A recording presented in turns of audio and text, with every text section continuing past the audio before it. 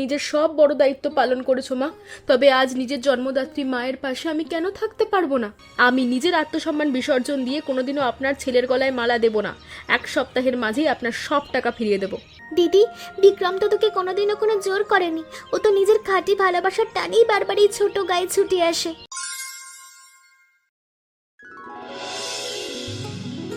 রূপা, আমি তো এখন কাজের জন্য বাইরের দিকে রওনা হচ্ছি। তুই কিন্তু আজ সারাদিন ঘরে থেকে মায়ের শরীরের একটু খেয়াল করবি। দিদি, আমার নিজেরও তো আজ কলেজ যাওয়ার তাড়া আছে। প্রতিদিন এভাবে ঘরে বসে থাকলে আমার পড়াশোনার ক্ষতি হয়ে যাবে। মায়ের শরীরটা আজ সকাল থেকে খারাপ হয়েছে রূপা, আজকের দিনটা তুই এরকম করিস না, ঘরে থাক। দীপা, তোরা দুই বোন আমার এই ভাঙা শরীর নিয়ে মিছে বিবাদ করিস না। আমি আজ নিজের অসুস্থতা নিয়ে তোদের ঘাড়ের ওপর বোঝা হলাম। মা, তুমি নিজের মনের ভেতর এমন কুৎসিত কথা এক ফোঁটাও এনো না। আমরা যখন ছোট ছিলাম তখন তো তুমি আমাদের বড় করেছো।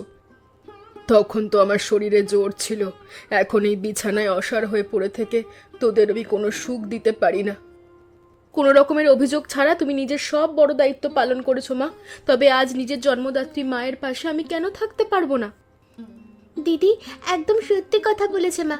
তুমি নিজের মনের এইসব চিন্তা দূর করো, আমাদের এই চেনা ঘর আর আগের মতো সুখে ভরে উঠবে। রূপা যখন আজ ঘরে থাকছে তখন আমার মনটা শান্ত হলো মা। আমি বিকেলের দিকে হাটের মাঝে কাজ সেরে ফিরবো, তুমি চিন্তা করো না।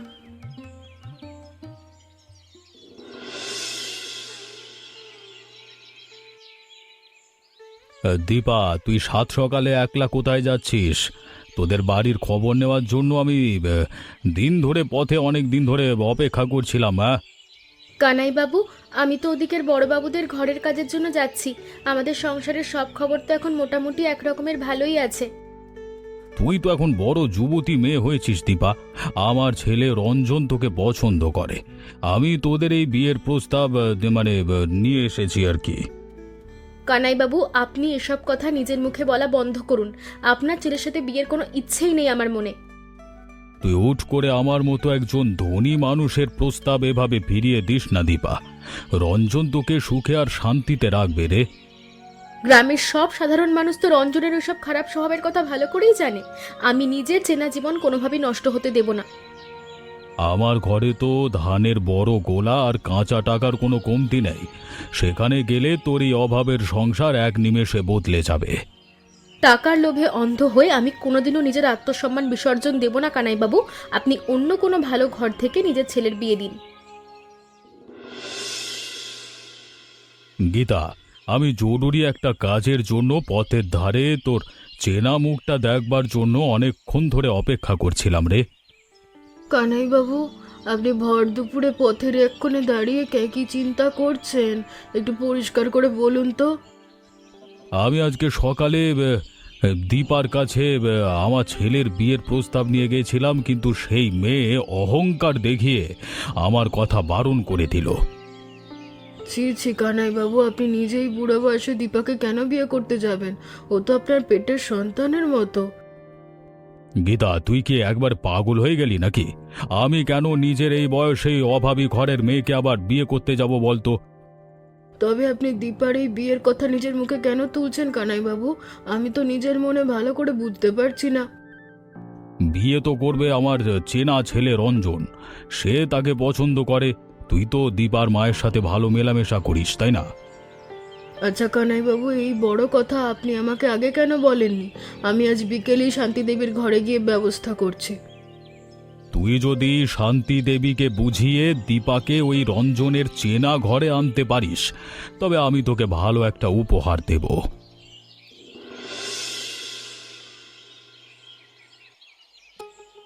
শান্তি দেবী, আমি ওদিকের পথ দিয়ে যাওয়ার সময় আপনারই শরীর খারাপের কথা শুনে ছুটে এলাম। গীতা, আমার এই জরাজীর্ণ ভাঙা শরীর তো দিন দিন অসাড় হয়ে আসছে। দুই মেয়ে ঘাড়ের ওপর বড় বোঝা হয়ে গেলাম। আপনি নিজের মনে মিছে কষ্ট পাবেন না। কানাইবাবুর ঘর থেকে দীপার জন্য একটা বিয়ের প্রস্তাব এসেছে। কানাই বাবুর তো বড় ধানের গোলার অনেক কাঁচা টাকা আছে।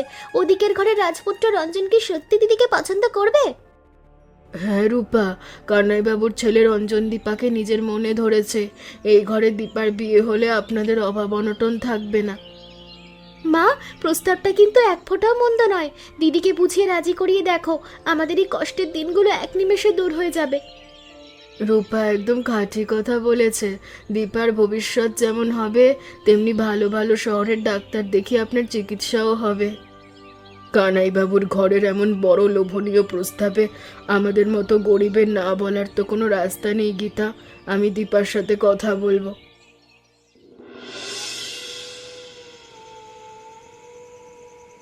দীপা, আজ দুপুরে প্রতিবেশী গীতা আমাদের এই ঘরে এসেছিল। কানাইবাবু নাকি তার ছেলে রঞ্জনের সঙ্গে তোর বিয়ের প্রস্তাব পাঠিয়েছে। দিদি, কানাইবাবুর তো চারদিকে নাম ডাকার অনেক জমিজমা আছে, তুই এই প্রস্তাবে এক ফোঁটাও হাতছাড়া করিস না। মা, তোমরা দুজনে মিলে রঞ্জনের মতো একটা খারাপ আর লোভী ছেলের সঙ্গে আমার বিয়ের কথা ভাবতে পারলে আর রাজিও হলে? আমার ঘরের এই অভাব অনটনের মধ্যে তুই একবার দেখ দীপা, রঞ্জনের ঘর গেলে তোর এই অসুস্থ মায়ের চিকিৎসাও ভালো হবে। আমি নিজের চেনা জীবন এভাবে কোনো পাপিষ্ঠ মানুষের হাতে তুলে দিতে পারবো না মা। তোমরা আমাকে আর জের করো না। দিদি, তুই নিজের এই অহংকারের চোটে আমাদের সবার কপাল পোড়াবি। তোর জেদের কারণে আমার পড়াশোনা বন্ধ হয়ে যাবে। রূপা, নিজের পড়ার জন্য তুই যদি এত ব্যাকুল হয়ে উঠিস, তবে তুই নিজে। দীপা আমার ছেলের সাথে বিয়ের ব্যাপারে শেষ পর্যন্ত কি বলল? কানাই বাবু, আমি আর রূপা দুজনে মিলে কাল রাতে দীপাকে বোঝানোর চেষ্টা করেছি, কিন্তু ওই বিয়েতে রাজি নয়। তোমাদের এই ভাঙা ঘরে এতটুকু একটা সামান্য মেয়ে, তারা নিজের মনের ভেতর এত বড় অহংকার, আর কিসের এত আত্মসম্মান বোধ? হ্যাঁ, দীপা তো নিজের মুখের ওপর একেবারে বারণ করে দিল। কানাই বাবু, ও বলে নিজের জীবন থাকতে এমন খারাপ ছেলেকেও বিয়ে করবে না। আমার এই চেনা তল্লাটে কানাই বাবুর মুখের কথা কোনো সাধারণ মানুষ এভাবে মাটিতে ফেলে দিতে পারে না শান্তি দেবী। এটা বড় অপমান। আমাদের মতো গরিব মানুষের তো সমাজে আর কোনো জোর নেই। মেয়ের অমতে আমি এখন একা একা কোনো পথে পা বাড়াবো বলুন দেখি? জোর করে হলেও ওই দীপার সাথেই আমি আমার একমাত্র ছেলের বিয়ে দেব। কিভাবে এই অবাধ্য মেয়েকে নিজের চেনা লাইনে আনতে হয় তা আমার জানা আছে।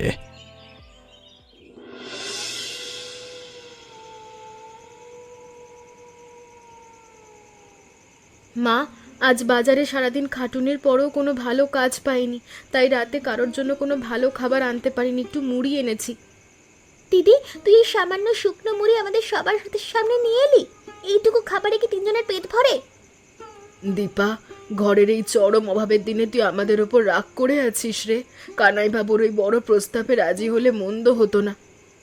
মা, তোমরা দুজনে মিলে এখনো কানাই বাবুর ওই লোভী ছেলের কথা মনে পুষে রেখেছো? তবে এইটুকু খাবারও কপালে জুটবে না। তুই নিজের এই বড় অহংকারের চোটে আমাদের সবাইকে উপোস রাখবি দিদি।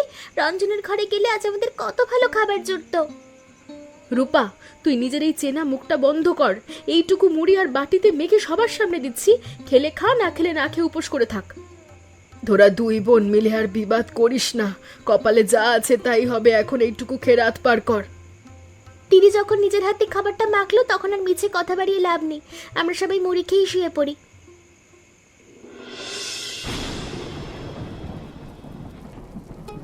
আপনারা কিছু মনে করবেন না, বাইরে হঠাৎ বড় ঝড় তুফান শুরু হওয়ায় পথে চলার কোনো উপায় না পেয়ে আমি আশ্রয় চাইতে এলাম।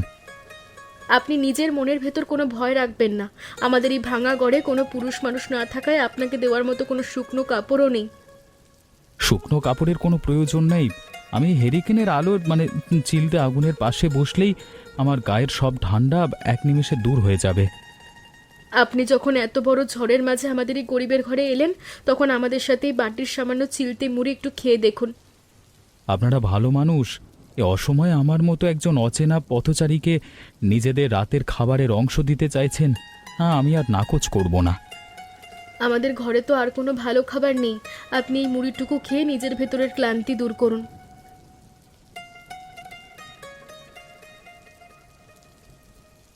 আপনাদের এই রাতের ঝালমুড়ি তো আরও সুস্বাদু হয়েছে। আপনারা চাইলেই ভালো জিনিসটা নিয়ে বড় ব্যবসা করতে পারেন। আমরা তো সাধারণ গরিব মানুষ, আমাদের মনে এত বড় ব্যবসার বুদ্ধি কোত্থেকে আসবে? আপনি এই ঝড় থামালে নিজের চেনা গন্তব্যের দিকে রওনা দিয়েন। দিবা, তুই সাত সকালে নিজের কাজের ব্যাগপত্র হাতে নিয়ে কোথায় যাচ্ছিস? হ্যাঁ, কানাইবাবু, আপনি সকাল সকাল আমাদের এই চেনা উঠোনের মাঝে এত লোকজন নিয়ে এসে কি কথা বলছেন, কি অন্যায় করছেন? তোদের এই কুঁড়ে ঘর খালি করতে না পারলে তুই চটপট আগামী সপ্তাহের মাঝে আমার একমাত্র ছেলে রঞ্জনের সাথে নিজের বিয়ের কথা পাকা করে দে। কানাইবাবু, আপনার পাওনা টাকা আমি নিজের পরিশ্রম করে পরিশোধ করে দেব। আপনি আর কোনোদিনও রঞ্জনের বিয়ের কথা আমার সামনে তুলবেন না। তোর বাবা বেঁচে থাকতে আমার থেকে যে বড় অঙ্কের টাকা নিয়েছিল তা তো এত বছরেও তোর এক ফোঁটা শোধ করতে পারিসনি তোরা, হ্যাঁ? বাবা মারা যাওয়ার পর থেকে চরম অভাবের মাঝে আমরা দিন কাটিয়েছি। আপনি দীপার সঙ্গে ছেলের বিয়ে দেবেন বলে এতদিন এই টাকার কথা বলেননি। আমি তোকে একদম শেষবারের মতো 1 সপ্তাহ সময় দিচ্ছি দীপা। এই 7 দিনের মধ্যে সব টাকা শোধ না করলে তোদের বাড়ি ছাড়া করব। আমি নিজের আত্মসম্মান বিসর্জন দিয়ে কোনোদিনও আপনার ছেলের গলায় মালা দেব না। 1 সপ্তাহের মাঝেই আপনার সব টাকা ফিরিয়ে দেব।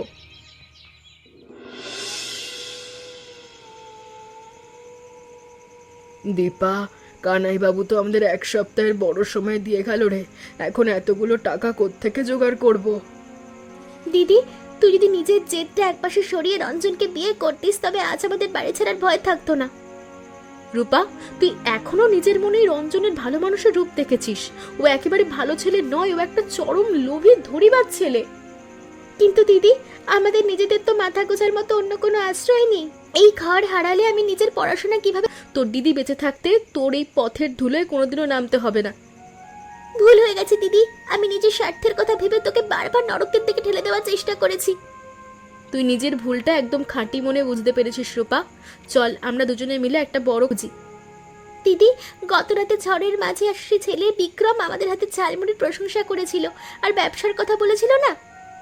হ্যাঁ রূপা, আমাদের এই ঝালমুড়ির স্বাদ যখন চমৎকার, তখন এই সামান্য জিনিসটা পুঁজি করেই হাটের মোড়ে একটা নতুন ব্যবসা শুরু করব। দিদি, আমাদের এই প্রথম দিনের ঝালমুড়ির বিক্রি বাট্টা তো ভালোই হয়েছে। হাটের সাধারণ মানুষ তো আমাদের এই হাতের স্বাদ পছন্দ করছে। হ্যাঁ রূপা, নিজের খাঁটি পরিশ্রমে কোনো লজ্জা নেই। মনের ভেতরে জোর থাকলে যে কোনো কাজ দিয়েই উন্নতি করা যায়।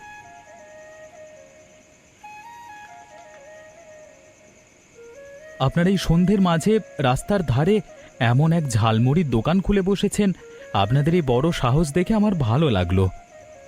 আপনি তো গত রাতে সেই মানুষটা বিক্রম। আপনার দেওয়া সেই বুদ্ধি কাজে লাগিয়ে আমরা 2 বোন পথে নেমেছি। আমি একদম খাঁটি কথা বলেছিলাম দীপা। আপনাদের হাতের এই ঝালমুড়ির স্বাদ এত যে এই হাটের কোনো বড়বাবুর তুলনা করতে পারবে না। বিক্রম, আপনি আজ আমাদের এই দোকানে প্রথম চেনা খদ্দের। আপনি আমাদের এই বাটির বিশেষ ঝালমুড়ি একটু মুখ দিয়ে দেখুন তো।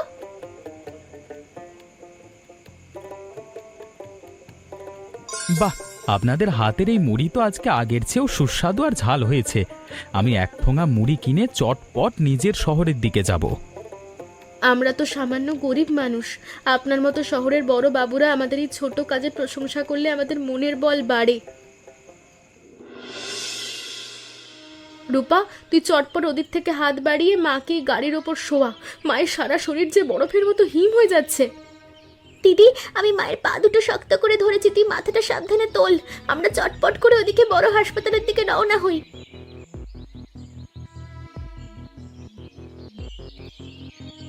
দীপা, রূপা, আপনার এই ভর দুপুরে শান্তি দেবীকে ঠেলা গাড়িতে করে এমন উদ্ভ্রান্তের মতো পথ দিয়ে কোন অচেনা জায়গায় নিয়ে যেতে চাচ্ছেন? হ্যাঁ বিক্রম, আমাদের মা হঠাৎ করে ঘরের মেঝেতে একবারে অজ্ঞান হয়ে পড়ে গেছে গো। ডাক্তার সাহেবের কাছে নিয়ে যাওয়ার জন্য আমাদের এই বড় তাড়া। আপনার এই ভাঙা ঠেলা গাড়ি ফেলে চটপট আমার নিজের বড় গাড়ির ভেতর শান্তিদেবীকে তুলুন। আমি আপনাদের 3 জনকে চেনা হাসপাতালে নিয়ে যাচ্ছি। বিক্রম, আমাদের হাত তো এখন হাসপাতালের বড় বড় দামি ওষুধ কেনার মতো বড় অঙ্কের কাঁচা টাকা একেবারে গোছানো নেই গো। আপনারা টাকা পয়সা নিয়ে নিজের মনের ভেতর 1 ফোঁটাও কোনো চিন্তা করবেন না রূপা। শান্তিদেবীর চিকিৎসার সব দায়িত্ব আজ থেকে আমার একলার। শান্তিদেবী, আপনার শরীরের অবস্থা এখন আগের চেয়ে ভালো।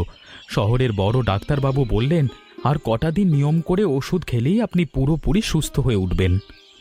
বিক্রম, তুমি নিজের ঘরের ছেলের মতো এই বিপদের দিনে আমাদের পাশে এসে দাঁড়ালে। তোমার এই ঋণ আমি কোন মুখে শোধ করব জানি না। মা, বিক্রম যদি কাল সঠিক সময় গাড়ি নিয়ে ওই পথে এসে না দাঁড়াতো, আজ হয়তো তোমাকে বাঁচানোটা কঠিন হতো। আপনারা মিছে আমার এই সামান্য কাজের জন্য নিজের মনে এত বড় কৃতজ্ঞতা রাখবেন না। একজন বিপন্ন মানুষের পাশে দাঁড়ানো তো আমার পরম দায়িত্ব ছিল। এই স্বার্থপর চেনা দুনিয়ায় তোমার মতো এত বড় মনের মানুষ আমি কম দেখেছি বিক্রম। আমার দীপা আর রূপা তো একেবারে খাটুনি করে মরছিল। দীপা আর রূপা দুজনে মিলে পরিশ্রমী মেয়ের মতো কাজ করেছে শান্তি দেবী। ওদের এই খাঁটি সততা দেখেই তো আমার নিজের মন ভরে গেছে। আপনি আমাদের জন্য যা করলেন বিক্রম, তা আমরা সারা জীবনও ভুলবো না। কিন্তু হাসপাতালের এইসব দামি ওষুধের বড় বিল আপনি কেন দিতে গেলেন? দীপা, তুমি নিজের মন থেকে ওসব কাঁচা টাকার চিন্তা একেবারে সরিয়ে রাখো। শান্তি দেবী এখন সম্পূর্ণ বিপদমুক্ত। এটাই আজকে আমাদের সবচেয়ে বড় আনন্দের খবর।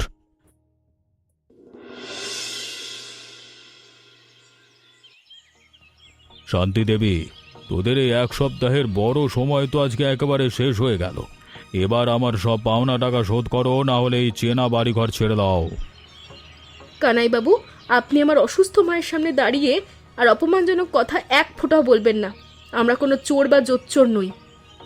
টাকা দিতে না পারলে তোমাদের এই পথের সীমানা ছেড়ে চটপট চলে যেতে হবে দীপা, নয়তো আজই আমাদের একমাত্র ছেলে রঞ্জনের সাথে তোমার বিয়ের কথা পাকা করো।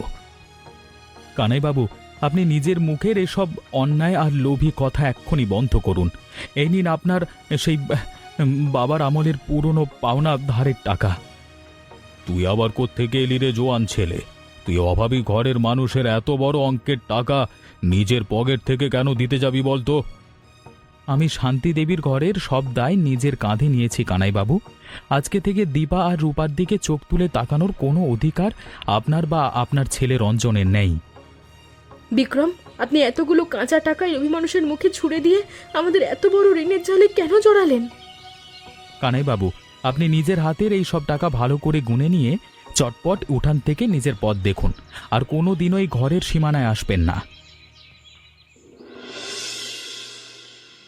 বিক্রম, আপনি কানাইবাবুর সামনে দাঁড়িয়ে এমন বড় ঘোষণা কেন করতে গেলেন? এখন তো পুরো গ্রামেবাসী পরনিন্দাকারী মানুষ আমাদের নামে কলঙ্ক রটাবে। দীপা, আমি গ্রামের কোনো বাজে মানুষের সমাজ বা কটু কথার ভয় এক ফোঁটাও করি না। আমি তো তোমাকে নিজের খাঁটি মনে ভালোবাসি। আপনি আমাদের বিপদের দিনে নিজের গাড়ি দিয়ে মায়ের চিকিৎসা করিয়েছেন, তার বিনিময়ে আমি নিজেই এই চেনা জীবন আপনার হাতে তুলে দিতে পারবো না। আর বড় লোভে পড়ে আপনাদের এই ভাঙা ঘরে আসেনি দীপা।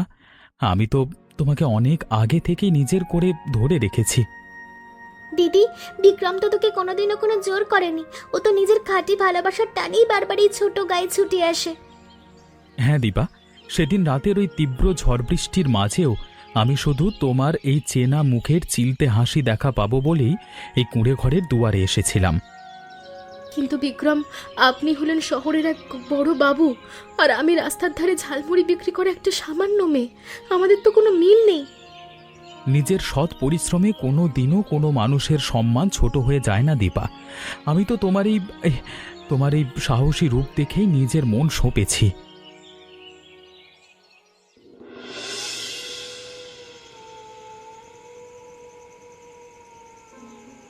দিদি, তুই নিজের মনের ভেতরে সব অজানা ভয় আর জেদ একপাশে সরিয়ে রাখ। বিক্রমের মতো খাঁটি মনের মানুষ তুই কোথাও পাবি না। হ্যাঁ দীপা, আমরা তো আগে বড় ভুল করতে যাচ্ছিলাম। ওই রঞ্জনের মতো কুৎসিত মানুষের হাতে তোকে সঁপে দেওয়ার চেয়ে বিক্রমের মতো ছেলেই তোর জন্য শ্রেষ্ঠ। মা, তোমরা দুজনে মিলে আমার ভালোর কথা ভাবছো, আমি বুঝতে পারছি, কিন্তু বিক্রম তো বড় শহরের চেনা মানুষ। শহরের মানুষ হলে কি হবে? ও আমাদের এই চরম বিপদের দিনে নিজের বড় গাড়ি এনে মায়ের জীবন বাঁচালো, তা তো কোনো বড় মানুষ করে না। বিক্রমের ভেতর ওই উদারতার খাঁটি ভালোবাসা দেখেই তো আমার নিজের মন এক নিমেষে শান্ত হয়েছে। তুই এবার সম্মতি দে রে মা। মা, তোমরা যখন সবাই মিলে এই চেনা ঘরের মাঝে বিক্রমের প্রশংসা করছো, তখন আমি একলা নিজের মনে কোনো মেকি আপত্তি রাখবো না। দিদি, তোর এই কথা শুনে আমার নিজের সব চিন্তা দূর হলো। আমি চটপট গিয়ে বিক্রমকে খুশির খবরটা জানিয়ে আসি।